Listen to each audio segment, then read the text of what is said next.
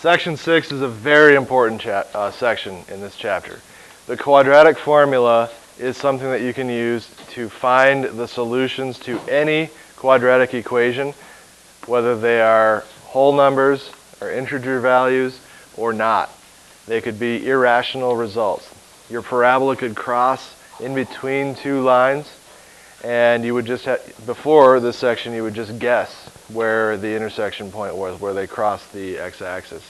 You would have to guess the solution.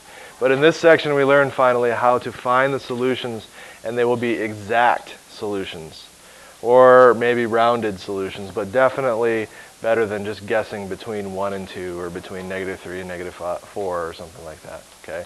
This section is really important. The quadratic formula is a formula that you need to memorize. There's one way you can solve quadratic equations easily every time to get exact answers. This formula works for every single quadratic equation that I could ever throw at you without graphing. It just uses algebra. It just uses the letters A, B, and C in your quadratic equation. The quadratic formula comes from the quadratic equation ax squared plus bx plus c equals 0. We've been using this entire chapter so far, so that part shouldn't be unfamiliar to you. Notice how I've color-coded the a, the b, and the c. That number, the a, the b, and the c, those three numbers get used in the quadratic formula. The solutions to your equation, any quadratic equation, can be found using the quadratic formula, which is right here. It looks like a jumbled mess, but it is something that you have to memorize. Tattoo it on the back of your eyelid so that you see it at night when you are sleeping. Memorize it, or tattoo it. Probably memorizing is less painful, so do it that way. Okay? Memorize this. Some of you probably will have this memorized by the end of the class period today. Some of you it's going to take a couple of days. Every chance you get, repeat it to yourself. Tonight when you're watching Survivor and the commercials come on, repeat this to yourself. Get it memorized. Tonight's Wednesday, right? So Survivor's on, I think. Yeah. Or if it's Tuesday, then sure. During one of the performances of The Voice that are terrible, you could sit here and try to memorize. No? Oh, okay. Well, I don't really know. Anyway, here's the quadratic formula. Now, notice how I'm going to read this to you. I'm not even looking at the screen. It's x equals negative b plus or minus the square root of b squared minus 4ac all over 2a. I've said that to myself thousands of times. I have it memorized so well that I can say it incredibly fast and know that I'm right. I want you guys to be able to say it to yourselves on command at any time when you're sitting at McDonald's. Just look at your friend and say, you know what? X equals negative b plus or minus the square root of b squared minus 4ac all over 2a. Tonight, when you're trying to think of a clever status to write on Facebook so that everybody's impressed and you get 1,000 likes, try typing x equals negative b plus or minus the square root of b squared minus 4ac all over 2a and see what happens. You think I'm joking? I'm serious. Every year, I ask my Algebra 1 classes to do that. And every year, somebody does. Jessica back there is waving her hand. She did it. And then everybody's like, wow, you know the quadratic formula. No, you get like 10,000 likes, and then everybody thinks that you're awesome. Try it. Somebody try it. Write it down several times. Put it in the back of your mind. Think about it. Yeah, I wouldn't try drawing it on the inside of your eyelid. Probably not a good idea. But it is x equals negative b plus or minus the square root of b squared minus 4ac all over 2a. Now notice that that b comes from right there. The b, again, comes from right there. The a comes from right there. The c comes from right there. The a comes from right there. Also notice that it is x equals. Also notice that we have a plus or minus sitting there. And also notice that this division bar goes over the whole thing, or under the whole thing. It's all over 2a. Let me say it slowly now. X equals negative b plus or minus the square root of. Now all under the square root is b squared minus 4 times a times c. And then everything gets divided by 2a. Now a couple of notes here. The negative sign is supposed to be there. So remember when we had, for the axis of symmetry, x equals negative b over 2a? That negative sign is supposed to be there. So you want to write the negative sign and then go looking for b. If b happens to be negative up here, then negative negative becomes positive. Also, this is an equation that needs to be memorized. I will not give it to you on any quiz or test, and you must have it memorized. If you screw this up in any way, you will get the wrong answer automatically. Memorized does not mean written on your palm. If you did wind up tattooing it, I would have to cover it with a giant ace bandage or a hoodie. So don't tattoo it either. But make it a status update on Facebook. That's all right. Okay, so on your notes, you have it sitting in front of you. Up here, I'm going to have it over here the entire time so that we can see it and use it correctly. Say it to yourself as you're writing it down. X equals negative b plus or minus the square root of b squared minus 4ac all over 2a. That's like the 9th time I've said that so far. You could have said it that many times too. By the time we get done with class, we'll see if anybody thinks they have it memorized, and we'll have them close everything up and see if they can recite it back to me. Okay? So let's use this. Now, we know that this is, if we graphed it, what would this look like?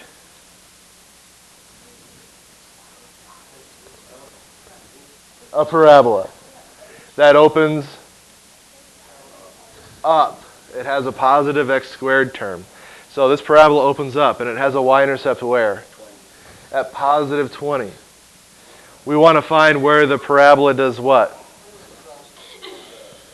Crosses the x-axis. Now we could do that by graphing, or from section 4, we could do that by factoring. And maybe you can think of two numbers that multiply to give you 20, but add to give you negative 12. There are two numbers that do that. But what we want to do is do this using the quadratic formula. So I'm going to write x equals, and then think to myself, negative b plus or minus the square root of b squared minus 4 times a times c all over 2a. But I'm going to write the negative sign, and now I'm going to go for my b. What is my b? It's negative 12. Right here. Right? This is A, this is B, this is C. So I write the negative sign because of this negative sign right here, and then I write down what B is. B is negative 12, so I got to write negative 12. Plus or minus. For some reason, a lot of people like to forget that plus or minus, but it does have to be there. The square root of. Now, b squared. What is b again? Negative 12. So I'm going to write parentheses, negative 12 squared. Then I continue the formula. Minus 4 times, so parentheses, what's a? 1. Times, parentheses, what's c? 20. That square root symbol has to go over all of that stuff. Now this all is divided by 2 times a. What's a? 1. That's the formula right there. Once you have plugged everything into the formula, now it's just a matter of simplifying stuff down, like we did with order of operations back in the very beginning of the year. So you just to simplify things down, you want to simplify the square root first. So x equals the negative 12. I can write that as what? Positive 12. So that's just 12. Then the plus or minus. Now the square root. Now negative 12 squared, what is that? 144, and it's positive. Now here I have negative 4 times 1 times 20. What is negative 4 times 1 times 20? Negative 80. So now I have 144 minus 80 under the square root. And all of that is divided by, what's 2 times 1? 2. So notice how I did several things all in that same step. I simplified this, the plus or minus stays. I simplified all of this to be just 144 minus 80, and I also simplified the denominator a little bit. Okay, you can do that, that's fine. Now, next line, simplify again under the square root. X equals 12 plus or minus the square root of, what's 144 minus 80? Yeah, it's 64. All divided by 2. Now take the square root of 64. What is it? It's 8. Good. 8 times 8 is 64. So now we have x equals 12 plus or minus 8 divided by 2. Both of your answers are sitting there. We have 12 plus 8 divided by 2, and we have 12 minus 8 divided by 2. That's what the plus or minus means. So now you can split this into two separate problems. We have x equals 12 plus 8 divided by 2, and we have x equals 12 minus 8 divided by 2. That's the 12 plus or minus 8 divided by 2. And now just simplify that. X equals, in the numerator here, 12 plus 8 is 20, divided by 2 is 10. X equals 10. Over here we have 12 minus 8, which is 4, and then 4 divided by 2 is 2. So x equals 2. X equals 10, x equals 2. Those are your two answers. Now this probably seems like a lot of work here, and it kind of is. On a problem like this actually factors. Let me rewrite this. We'll skip this for now. X squared minus 12x plus 20 equals 0. I can split that into x minus and x minus because of this plus and that minus right there. Two numbers that multiply to give me positive 20 and add to give me negative 12 are negative 10 and negative 2. And then I can use the zero product property. X minus 10 equals 0. X minus 2 equals 0. And you can see that if we add 10 to both sides, we get x equals 10. If we add 2 to both sides, we get x equals 2. We get the same answers, as we should, because the quadratic formula does the same thing as factoring does. It does the same thing as graphing does. If we were to graph this thing, we would see a parabola crossing the x-axis at 10 and 2. Which method is better in this case? You're all pointing to the factoring one because look at how many steps it is. Very easy. Look at how many steps this is. A lot more complicated. But this one always works. Every single time, no matter where the parabola crosses the x-axis. It always works. Factoring doesn't always work because the equation might not factor. And if it doesn't factor, you can't do this. So the quadratic formula is important. Let me get rid of what I just wrote down, and let's talk our way through the second problem. Again, remember, you need to memorize the quadratic formula. Say it over and over. Make sure it's right, though, because if you memorize it wrong, it's going to take you forever to relearn it correctly. So, what should we do on this one? I want to use the quadratic formula. X equals what? Negative what? 9 plus or minus square root 9 squared minus 4 times A, which is 2, times C, which is negative 18, all over 2 times 2. Good. That is the hardest part. The setup is the hardest part. Now simplify it down. X equals what? Negative 9. Yep, plus or minus.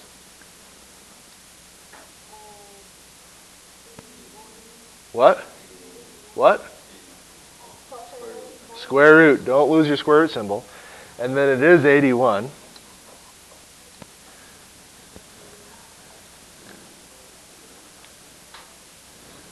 We have negative 4 times 2 times negative 18. Will it wind up positive or negative? It's going to wind up positive. We have a negative times a positive times a negative. Negative times negative is positive. So plus 4 times 2 times 18 is 144. Okay. 144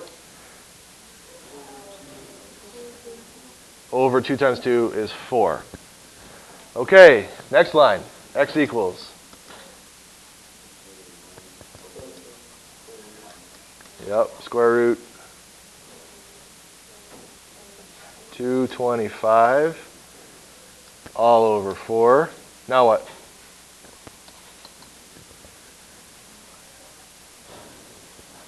Survivor came back on, so we have to stop. But don't worry, the commercials will be back on in 8 minutes. What do we get? -9, plus or minus. Yeah, the square root of 225 is 15. So 15 divided by 4. Yep, now split it. So we have x equals -9 plus 15 over 4. And we have x equals -9, what? Minus 15 over 4. And now simplify. The first one, -9 plus 15 over 4. What do we get?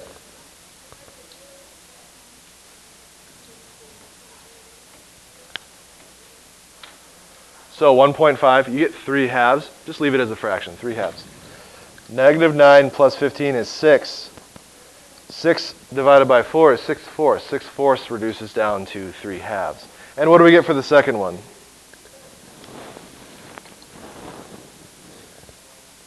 No. That's 3 halves, positive 3 halves. Yeah, the top becomes -24 divided by 4, which is -6. So you have 2 answers here. X equals 3 halves. X equals -6. And you're done. It is a lot of steps. It is a lot of work. There's a lot of places to make mistakes, a lot of things to pay attention to. But once you get the hang of the quadratic formula, most people wind up preferring to use the quadratic formula over the other methods that we have. Even when it's a problem as simple as this one, people get so used to using the quadratic formula that they just go to the quadratic formula without realizing that they could factor it. So get used to it. It is a very, very important formula to know. You have to know it. You have to have it memorized. Let's see if we can crank this one out real quick. What do we write? -5 plus or minus, square root 5 squared minus 4 times, good? 2 times 3, good. Always write down that first step. Get everything written down. X equals what?